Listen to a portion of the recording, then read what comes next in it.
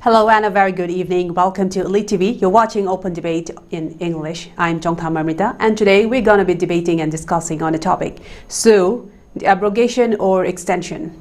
The suspension of operations or SoO agreement expired in February last year, and to date it has not been renewed. The Ministry of Home Affairs called a meeting with some SoO signatories on 9th of June earlier this month to discuss whether the agreement should be extended or abrogated. During the meeting, Ministry of Home Affairs officials placed certain conditions before these signatories. One of them was the designated SoO camps should be reduced to 7 from the existing number of 14 currently, and the second one was that the camps must be relocated far away from areas where Meitei villages are located. However, the United People's Front, the UPF, the Zomi group, did not attend the meeting despite being invited. The reason that they said was this meeting was not going to yield any fruit. And they also objected to Dr. Sailen representing the Cookies, claiming that he does not have any real following even within their community. And today, there's another surprising development that's appearing in newspaper. A BJP spokesperson, Sri Lamjathang Haokip, he said that in a written letter to the Prime Minister and also to the Home Minister, he urged them to abrogate the SoO agreement, claiming that this particular SoO agreement is hampering the peace process in Manipur.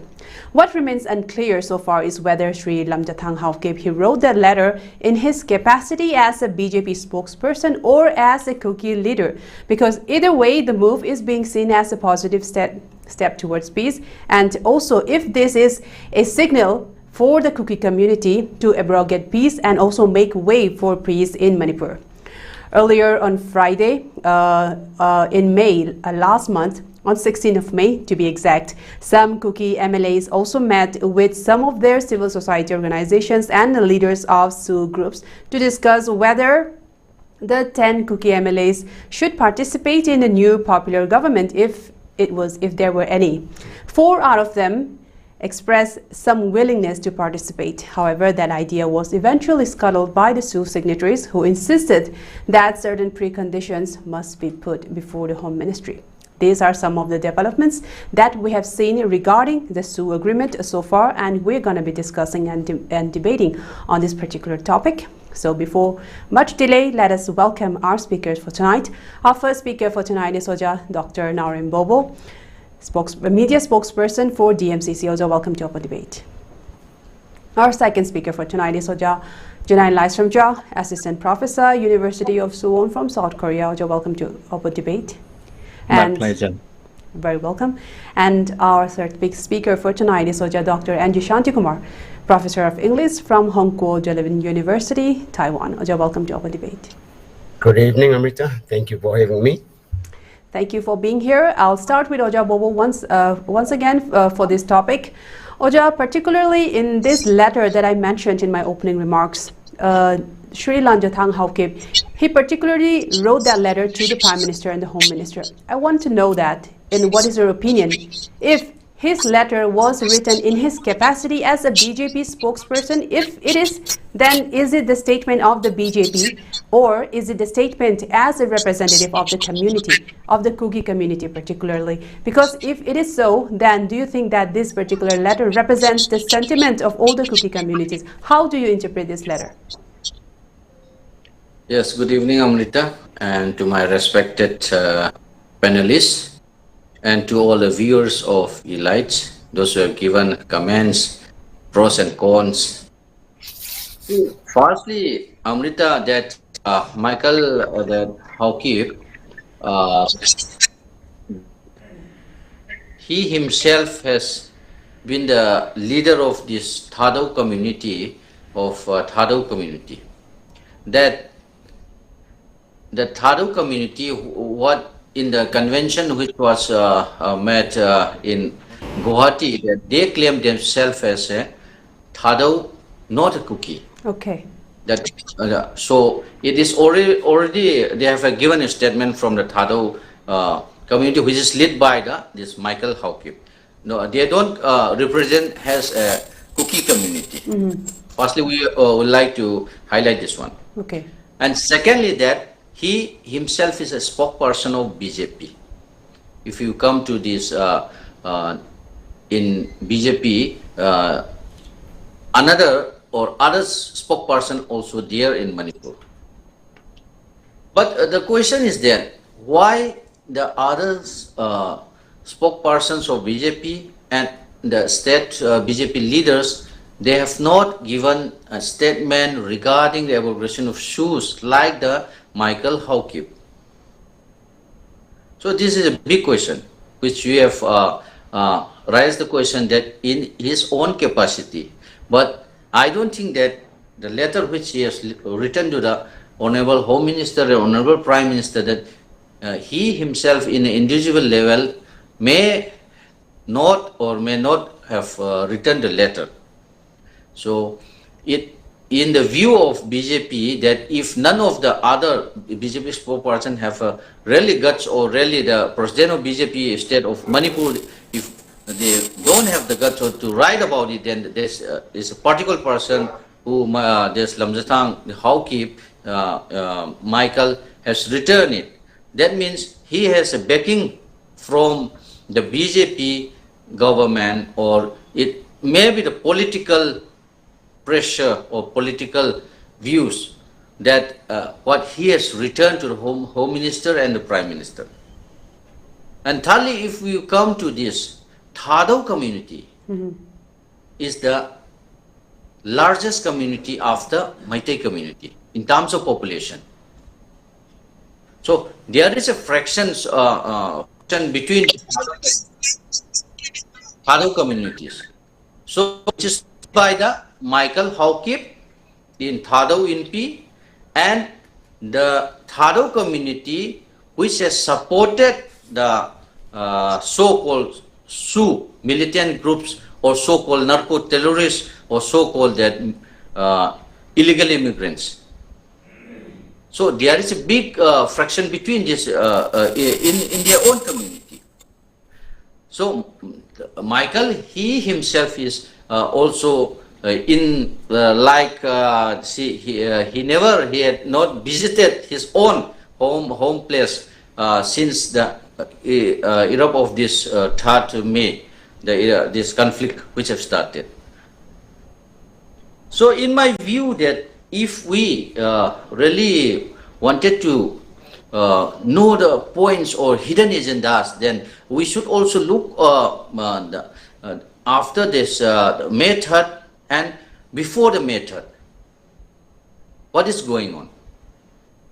And whenever there is some peaceful atmosphere in the Manipur, there will be some certain rise of this conflict, or certain things that instigate to again restart the conflict. Like yesterday itself, that in this Letanpopi area, that about this cultivation of paddy fields, they started that conflict again. Yes, before there was issue in Shiroilili.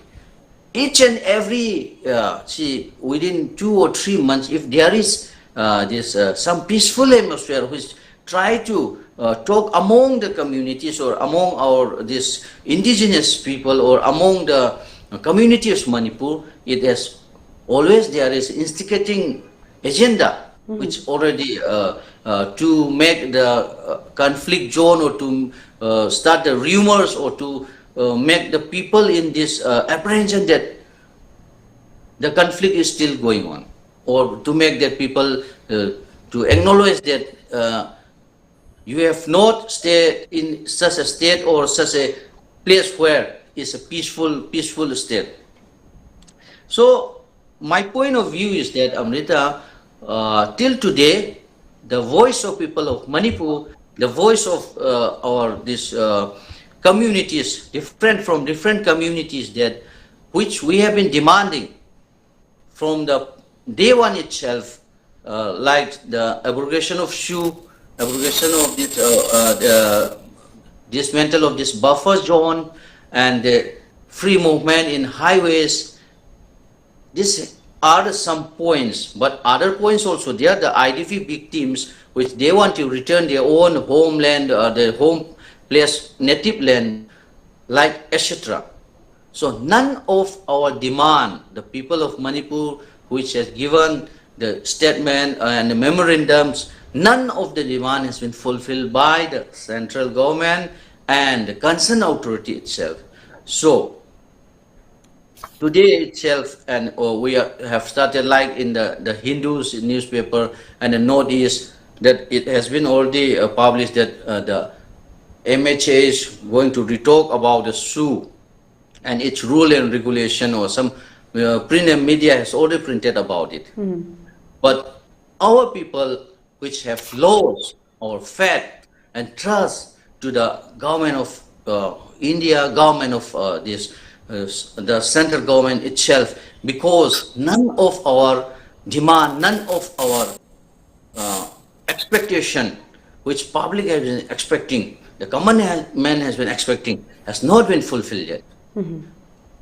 So I don't think that even if the government of Manipur has in the last year itself, in 2024, in February 29, if I have not mistaken yet, subject to correction, then the then government, popular government, led by the CM Biren Singh, in a statement or in a resolution in the cabinet, they have passed that they already abrogated SoO and given a letter to the central government. But this has not been officially published yet, and what is going on between the government of India and the Kuki-Zo militants or so-called terrorists, that none of the statement has given. So the public in Manipur, we have been kept in a confusion and illusion state. So let me complete my first round with this.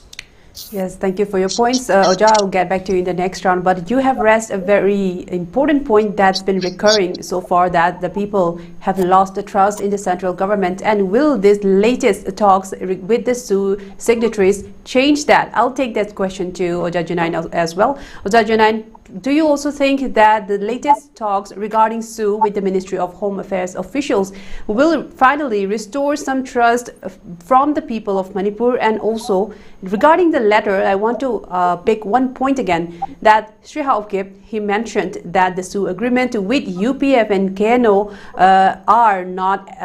should not be done as partners because they are armed militants. He mentioned it and in such a way, and also that they are kind of obstructing the peace process. I think Naorem Bobo have also stated regarding this point. My question is again, can this be interpreted as another peace process, or is it?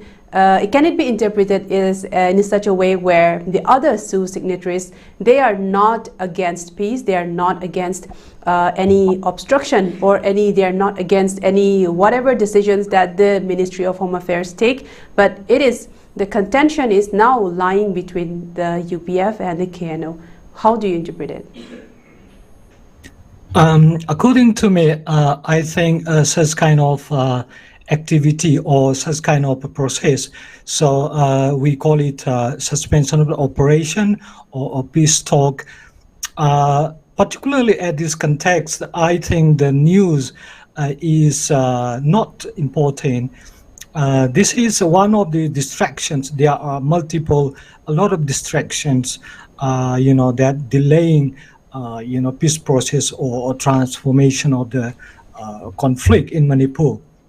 So suspension of operation, abrogate or extension, whatever, I think that's not a big deal, because such activity among the state actors, among the government actors and non-state actors are just distractions.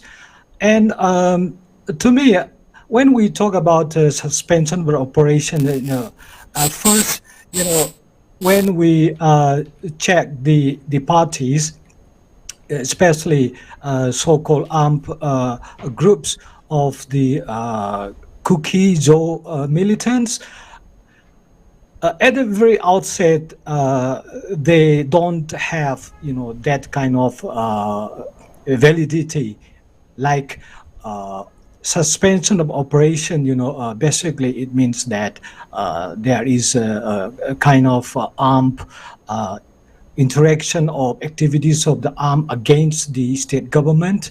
So ceasefire or ending violence between the government of New Delhi or state actors and the non-state actors. I mean, between the Kuki-Zo armed groups and government security forces of India. But actually, we did not see any exchange of armed activity, I mean violence between state actor and a non-state actor. So at the very outset, there is no any basis for making such endeavor called suspension of operation.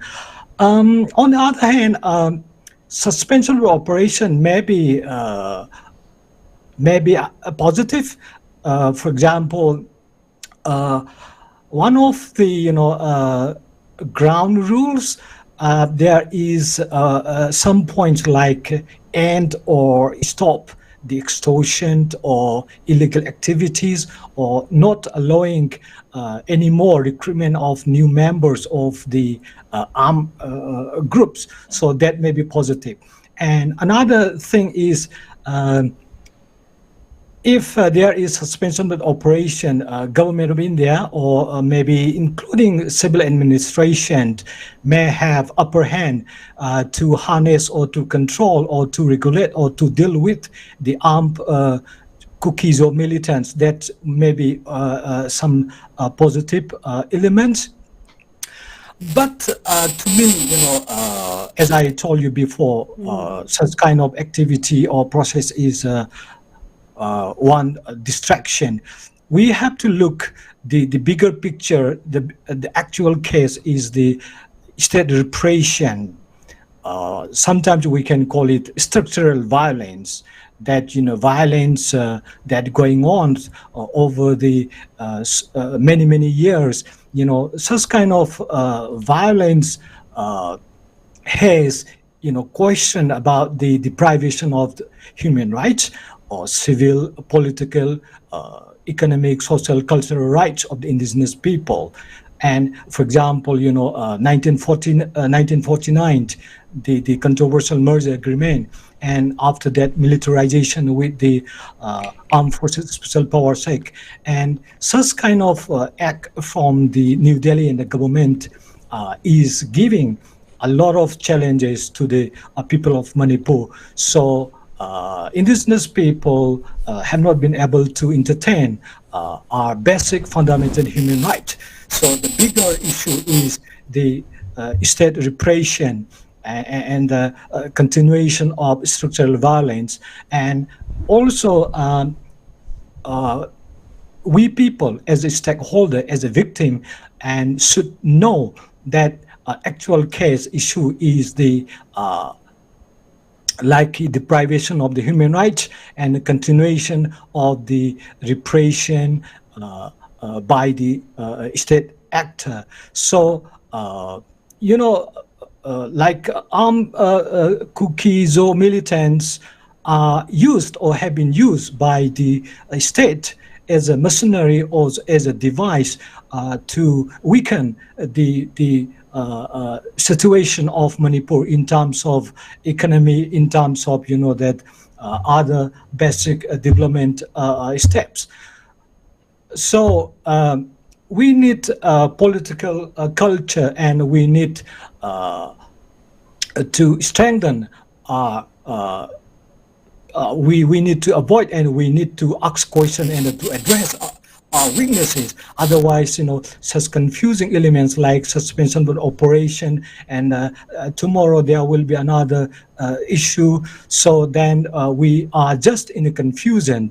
So yeah, I don't believe that suspension of operation abrogate or either abrogate or extension. I think it's not a big deal because the government of India or civil administration are not sincere enough. So that's my lines. Very interesting point, Oda Jinine.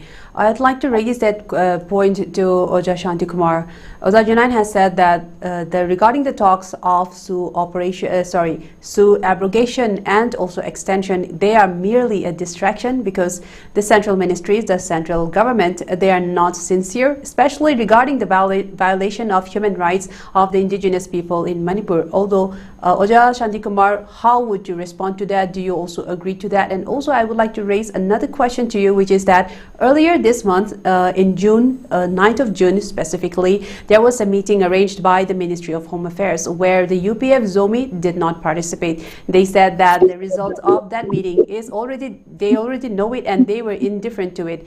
They were invited, but they did not participate. Do you think that this is because even though the meeting was slated to be discussed regarding their SoO ground rules or even extension or abrogation and all of that, they did not participate? Do you think that they would not like whatever outcome there is, or they're still trying to negotiate on their terms, and what could that be? And also, is that a sign that there is some division within the Kuki community when it comes to SoO agreement? Your point, Soja. First of all, a very good evening to Amrita, to my dear panelists, and to all the elite viewers. Yes, I agree with Professor Jinine regarding the dramas plays by the central government. They use the name of SoO, abrogate or extension, all to get done their hidden agendas. And we never know what kind of hidden agendas they have, but it is very clear that central government has hidden agendas. So for the last more than 2 years, this conflict has been going on, and even though the state government, the Manipur government, withdrew from the SoO agreement on March 10, 2023. But central government didn't withdraw the SoO agreement. That means they like to use these Kukijo militants to get something done. So this is the hidden agendas.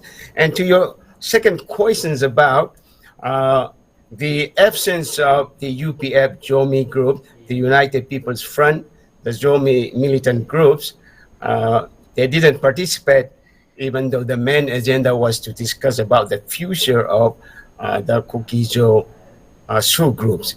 I think I'm not so sure. It's hard to say because they are very unpredictable groups, because they don't follow rules, they don't follow ground rules, they don't follow anything. So they're only fixed on separate administration or getting separate administration or getting union territories. So they're not ready to talk about anything. They're not ready to discuss about anything except separate administration or union territory. So probably UPF knew there would be results which would be unacceptable to their thinking, to their goals of separate administration and union territory. So that could be one reason. And another reason could be, as you mentioned, like they didn't like they didn't accept Dr. Salin Hawkip representing the Kuki communities. So yeah, from this also we can say that there is a lack of unity and solidarity. But people, we Meiteis and Meitei, many times we say, oh, they are very united. Meiteis are not united. Not really. That's not really true. There are so many disagreements. There are so many disunity and no solidarity between these groups, among them, actually. But in some cases, they will come together to fight against us. But yes, when they fight against us, they might be very united. But there are many cases, there are many questions where they cannot be united, and they cannot be, they cannot put the solidarity, between them, among them. So it's very hard to say if how far these groups will be disunited or united. Time will bring. So I think the best way for the central government is, actually to solve the present conflict depends a lot on the central government, not to the Kukis or not to the Meiteis. And so if the central government likes to finish this conflict, seize this conflict, it's a piece of cake. But however, central government doesn't like to finish, doesn't like to close this conflict because they are looking for something, some hidden agendas to be accomplished in the future. Probably they are also thinking about the election results coming next year, right? So not far from now. So they are also, the central government is also thinking about the results of election. And I don't know what kind of drama, but this meeting, this abrogation of SoO or a SoO extension is, I think, one of the dramas, one of the dramas central government likes to play, and they are playing. In some time ago, they like to remove Manipur from the transport bus, right? From the state bus. So that was one drama, and this could be another drama. So one issue finished, then another issue they will, bring out, and they will play the drama. So this is how India's central government likes to play. So, if they like to finish the conflict, it's piece of cake for them. If they like to continue, yes, they will continue. So it is very, very difficult to say what will happen in the future. Okay. But one thing we can do as a public, as a Meitei community, as an indigenous people, what indigenous people can do, that they need to be united, they have to stand together, and then they have to voice, they have to give pressure to the, to the MLAs of Manipur, to do something to raise their voices against the center. If they keep quiet, they keep mum, if they are just the puppets of the central government, then, more and more troubles will come out in the future. Amrita? Yes, it did. Very interestingly, you put the points, Oja. Thank you for that. I'd like to move on to Oja Bobo once again. Regarding the demands of the separate administration and union territory, lately we've seen that the Kuki leadership, they have softened their stance on this demand particularly. And there are a lot of mixed signals coming from their side, as also highlighted by Oza Shantikumar, as there are so many divisions within their leaders as well. Do you think that this is related to the resignation of former Chief Minister Biren Singh, or also is it related to the arms surrender in 2 phases by the Ramai Tengol as well? Because all of these are a big exercise towards peaceful resolution or a peace process in Manipur.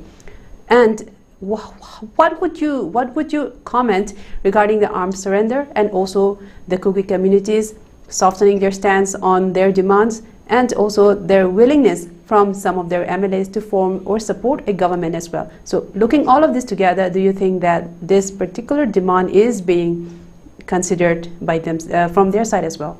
What are your thoughts, Oja? Yes, Amrita. Even if, especially the Meitei community, as always and in time immemorial, since our forefather, we always have the ideas of Manipur to live with coexistence with the communities, irrespective of these larger or smaller communities. We always our forefather try to live together with peaceful coexistence and to bring up the ideas of Manipur. So, as you have raised the question about surrendering of the arms by Ramai Tengol, because none of our Meitei social organization or none of our Meitei community that never harm any community in the past and in the future to never, we have been planning to harm any of the community. Ramai Tengol itself is given in the arm during this governor of Manipur have given a statement to surrender. They follow the rules and regulation of the law. And as Meitei community is a peace-loving community, or that the ideas of Manipur which we always try to bring up. So We never thought to give a violence act to any of the community. This is the main reason behind it. We are giving of the arms, and main reason behind maybe the that about this resignation of CM Biren. There will be political views from the center or a political tribunal between the BJP MLAs or BJP itself. But the surrendering of the arms and to the communities of the people of Manipur and by the Aramban Tengol itself is a symbol of unity and peace-loving community of Meitei community. It's a signal to the not only to the India, to all over the world. So this is the very important information, or very important signal given by the Arambai Tengol itself, because Arambai Tengol itself is not an armed group from the beginning. It's a cultural and this identities of Manipur. They try to bring up the ideas of Manipur. This is very important. We should know, and we are in the other part of the countries as well. They should know. They should not be termed as armed group. So when they take up the arm, is to defend the land of Manipur, not to harm the community of Manipur. To defend the land of Manipur, those who try to disturb the harmony and peaceful coexistence, those who try to divide the Manipur. So in the again, if you give an example to see by the Aram Tengol, which have recently during the flood which have happened in Manipur, many of the Aram Tengols volunteer itself and sacrifice itself to save the people of Manipur, irrespective of this any community, not only for the Meitei community. If you remember that this Naga community which have been living in the Imphal areas, or they have helped it, and even the security forces who are in trouble, they help it out. So Amrita, in this conflict which is going on for the last 2 years and more than 2 years, that it is a very clear indication that Meitei community have not harmed any of the communities or any of the particular community. It only defend ourselves from those people who are attacking the Meitei communities. So this should be a very clear message. Okay. That those people who are attacking the Meitei communities. So who are those people? Let us come a bit elaborated. Those people are the SoO militant groups, which are under the suspension of three parties: the state government, the central government, and the SoO militants. So state government has already withdrawn the three parties though. So remaining two, the central government and the SoO militants. So only two remaining. They have two remaining parties. So it should be very clear. And none of the official statement has given from the central government and the SoO monitoring groups whether SoO is still going on or whether the SoO is already abrogated. So the public has been kept in a delusion or a very confusing state. And secondly, there is a big point that each and every cadet of SoO, those who are 25, I think so, subject to correction, the 25 militant groups and 14 camps in the Manipur areas. So each and every cadet, they receive 6,000 rupees per month. Yes, they do. Sanctioned by the three parties, that is state government, central government, and the SoO militants. SoO. So the money which was given by the government, whether it's a central or a state government, it's a public money. It's a public money. You have given a 6,000 rupees to those militants, those terrorists who has been attacking the civilians, and still today they have not given any statement regarding the SoO abrogation of SoO, or whether it is extended or whether it is not. Then the public money which we have collected from the tax, the public money which has given to them 6,000 to each of the Kukizo militants, terrorist groups. And you are giving indirectly license to kill an innocent civilian. Using the public money, and the Kukizo militant who has been asked or who has been advised or who has been whatsoever, and you have been asked to kill the innocent civilians. Not only to the Meitei community, they have attacked, but to within the Kukizo community, which whoever say no to those Kukizo militants who are having a gun, sophisticated weapon in the arm. Yes, indeed. And it is the indication that Michael Haukip, the Lamjatang Haukip, that's why today he has returned a statement to the Honorable Prime Minister and the Home Minister that SoO should be abrogated. That may be the reason also, that they also suffer a lot from the Kukizo militant, from those who are illegal immigrants, not from the Manipur itself, those who have stayed for 200 to 300 years, maybe. Even though they are illegal immigrants. So those newly recruited or those newly illegal immigrants or illegal terrorists who have come to Manipur and started poppy cultivation, show on a drug mafia, so and try to overrule the Kukizo community who has been stayed for 100 or some years back. So it may be the reason that Michael Haukip has started to write the letter to the Prime Minister or Minister that they should be abrogated and given an action reply to those illegal immigrants. Because in Thadao community itself, they are divided now, which are led by one of the group, and another is Michael Haukip. Okay.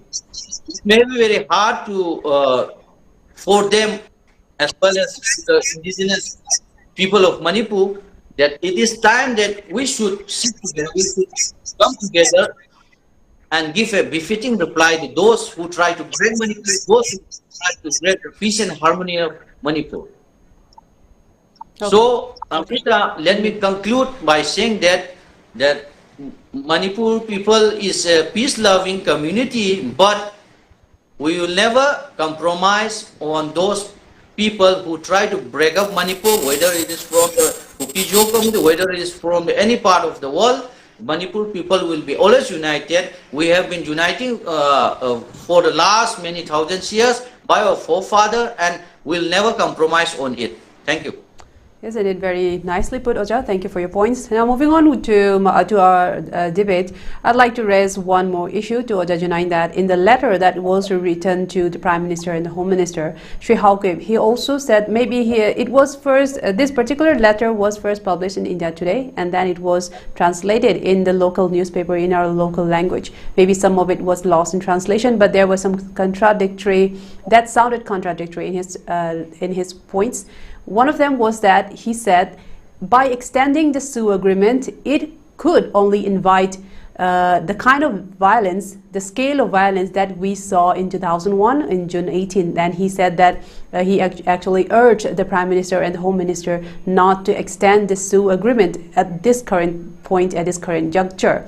And also at the same time, he also said that not to take any major decision regarding SoO, either it is extension or abrogation, as long as there is no popular government in Manipur. My question is, what does a popular government have to do with the SoO extension or abrogation or whatever decision? Because the state government have unanimously withdrawn from this tripartite agreement last year itself.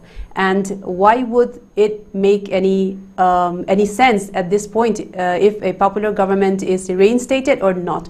What would you say to that, Oja? Yeah, that's a really important point that you just made. So even though we have so-called popular government, as you said that already that state government withdrew from the three-party agreement suspension of operation. So things are that full of unconnected kind of elements. So that's not justifiable. And on the other hand, yes, suspension of operation given the past experience, many activities of the violence and other crimes in Manipur, given that reality. So if suspension of operation, this agreement is extended, there may be more negative energy and anger among the communities. So violence may be erupted again. So that may be right. But the overall concern that if government and other stakeholders actually want to end such kind of a situation, that we want to have a durable peace, then we have to actually look for important basic elements for building peace. And unnecessary and also sometimes confusing elements, a lot of confusing elements are thrown off, and the people make themselves confused in the situation, and we are not able to escape from many such kind of dilemmas.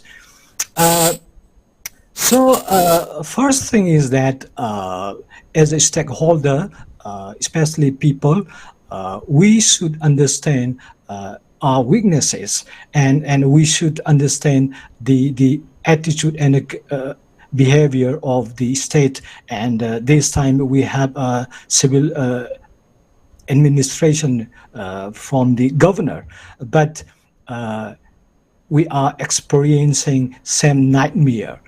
So the challenge is really big, and at the same time, we are being part of such kind of a cycle of violence, because we are not able to determine our engagement, our endeavor for the justice and for the true spirit of patriotism. So yes, of course, things are not easy, but as the challenges, even though challenges are really huge, then we have to take the opportunity, to avoid such kind of conflict and violence. And also, at the same time, we public, especially we public, should make our sincere endeavor and engagement to dismantle the elements and the supporting violence and the conflict. And and here comes again, we need political culture. If we are able to change the that a cancerous political tradition in Manipur, then there may be a hope for a progressive Manipur. Otherwise, things will remain in the confusion situation, just hanging in the air every time, that one issue goes out and another issue comes in. Mm-hmm. So I think this is the time that, especially we have to check the quality of our endeavor and engagement towards building peace and to transform such conflict in Manipur. So yes, that's my concern. Okay, interesting point, Uja. Thank you for your points. Since we have come to the end of this program, I'd like to give the closing remarks to Uja Shantikumar, and also I would like to raise one question to you, Uja, that a lot of people are demanding abrogation of the SoO agreement.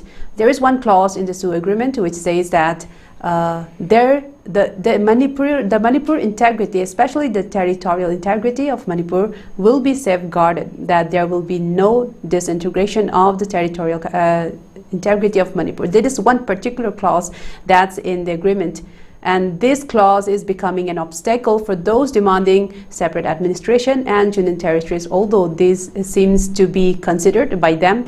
But the thing is, if the SoO agreement is abrogated at this point, at this current juncture, doesn't that give those 2,000 plus cadres who are in those designated camps and enjoying some stipend a free run to whatever they want to do regarding Manipur? Will that also strengthen their demand for separate administration in union territories?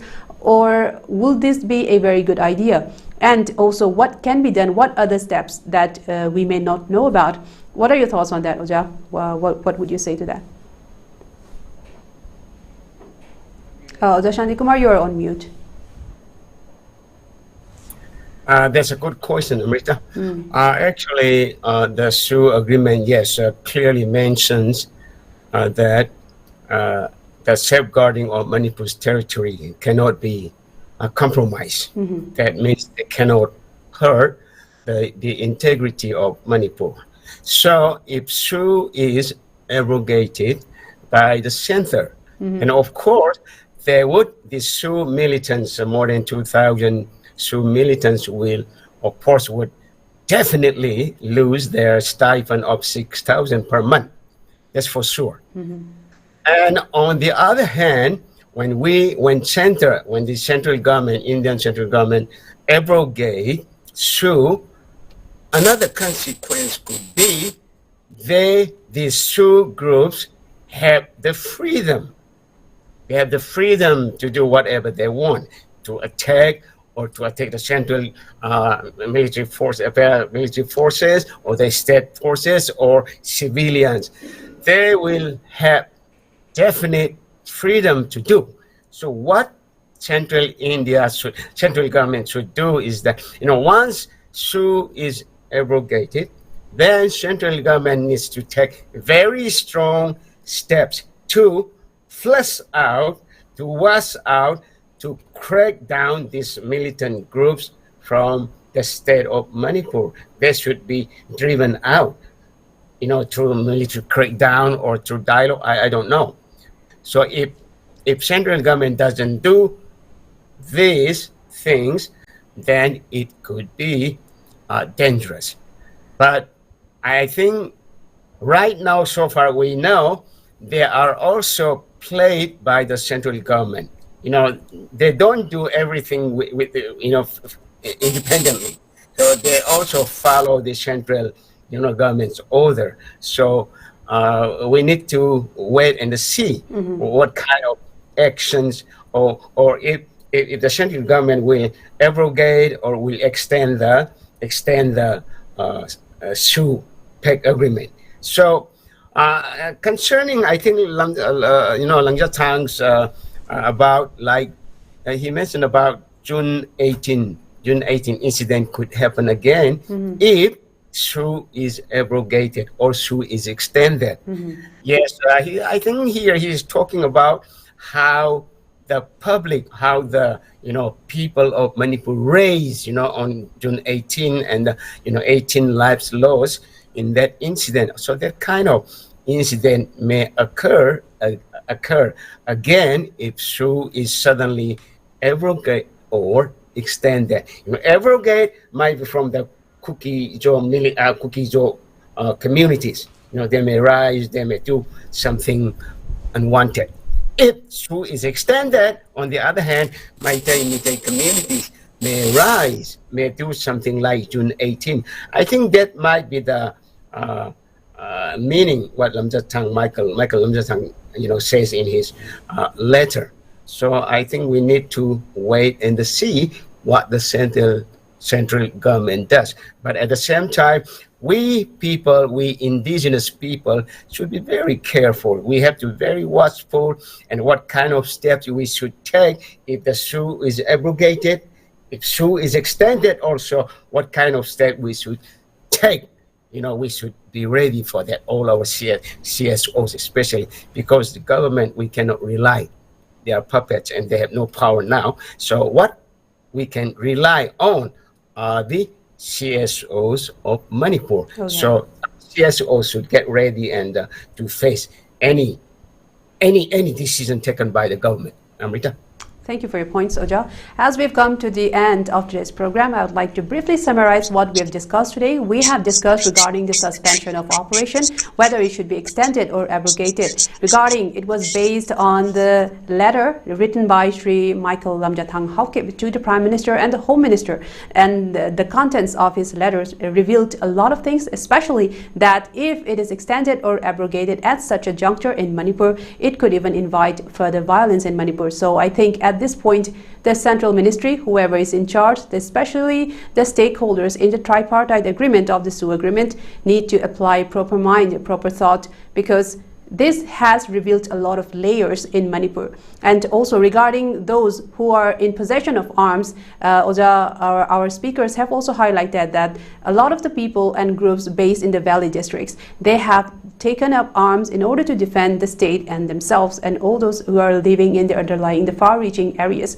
and that the contention ultimately lies in those SoO militants who are in possession of arms. So if it is extended and abrogated, what are the steps that can really assure that the people of Manipur is safe and the territorial integrity of Manipur is safeguarded? So the coming days will particularly reveal this point, and we will have to wait and watch.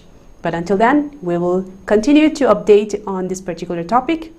And I would like to thank our speakers for tuning in, for being with us and tuning with us regarding this program again. Thank you all once again. Okay, good night. And I would like to thank our viewers for tuning in tonight. We will be back again tomorrow and next week for more exciting topics. Please keep watching ELITETV. This is your host, Chongtham Amrita, signing off for tonight. Have a good night.